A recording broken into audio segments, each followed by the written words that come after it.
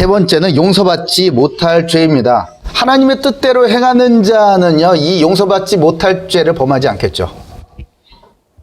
용서받지 못할 죄. 그게 뭘까? 28절, 30절 봅니다. 자, 같이 읽습니다. 시작. 내가 진실로 너희에게 이르노니 사람의 모든 죄와 모든 모독하는 일은 사하심을 어때? 누구든지 성령을 모독하던 자는 영원히 사하심을 얻지 못하고 영원한 죄가 되느니라 하시니 이는 그들이 말하기를 더러운 귀신이 들렸다 함이러라. 아이고, 아멘 해야 돼. 저 서기관들이 뭐라 그랬죠? 예수님에게 들려서 역사하는 그 영은 뭐라고? 바알세불이다. 그죠? 아닌데?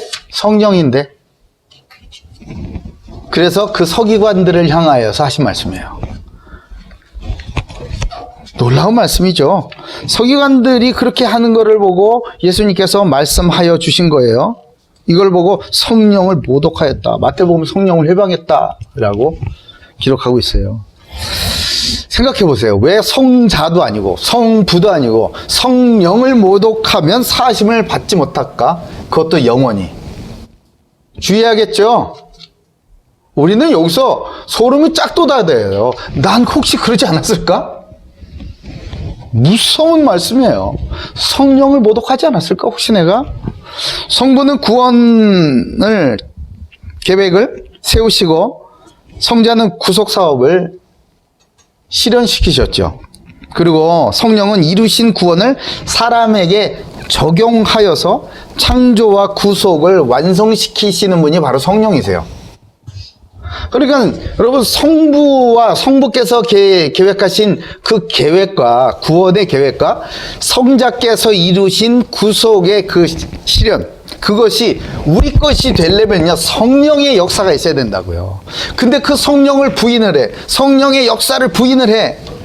그러면요, 그건 내 거가 안 돼요.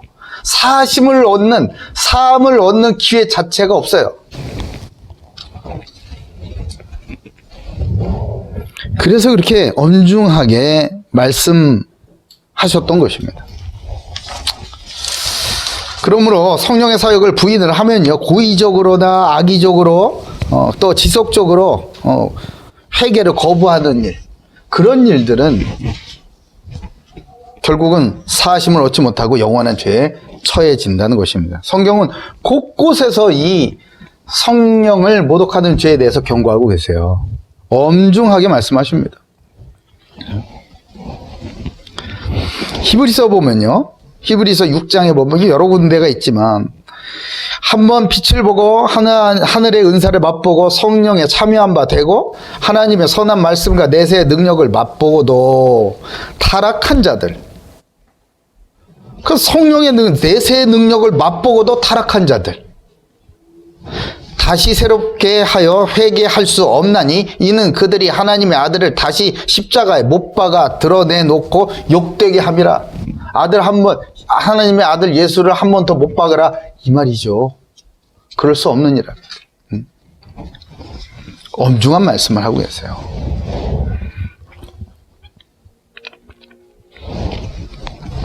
요한일서에서는 5장 16절, 누구든지 형제가 사망에 이르지 아니하는 죄를 범하는 것을 보거든 구하라. 그리하면 사망에 이르지 아니하는 범죄들을 위하여 그에게 생명을 주시리라. 그런데 사망에 이르는 죄가 있느니 이에 관하여서는 나는 구하라 하지 않노라. 사망에 이르는 죄를 범하는 사람을 위하여서 용서해달라고 구하지 말라는 거예요. 왜? 영원히 용서함을 받지 못하니까. 우리들이 이런 거 별로 안 듣고 싶어 합니다, 사실은. 왜? 너무나 무서운 말씀이니까. 너무나 엄중한 말씀이고 우리 귀에 달콤하게 결코 들리지 않기 때문에. 그러나 하나님의 뜻을 행하는 자는요, 반드시 알아야 될 거예요. 열심히 일 많이 하는 게 중요하지 않다고 말씀드렸어요. 정작 중요한 것은 하나님의 뜻을 행하는 겁니다.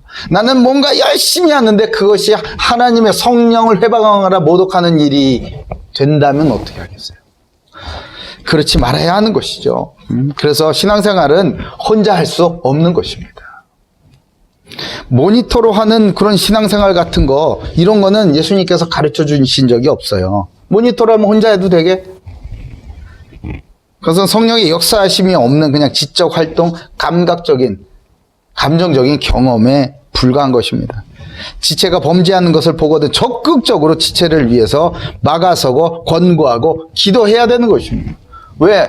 하지 말라면서요. 그거는 우리가 판단할 일이 아니에요. 그러나 지체가 뭔가 되어 가고 있다. 그러면요, 우리는 적극적으로 가서 막아서야 되는 겁니다. 말을 해야 되는 거예요. 네가 미쳤구나! 라는 말을 들을지언정 우리는 가서 죄의 길에서 돌아설 수 있도록 해야 되는 겁니다. 그것이 용서받지 못할 성령을 고의적으로 모독하는 것인지 아닌지는 우리가 판단할 일이 아니에요. 사랑하는 고대교회 가족 모두는요, 오늘 예수님의 주반한 말씀에 순종하여서 예배를 회복하시고 교회로 복귀하여 그리스도 안에서 성령의 양육을 받으며 건강하게 자라나기 있기를 주님의 이름으로 축복합니다.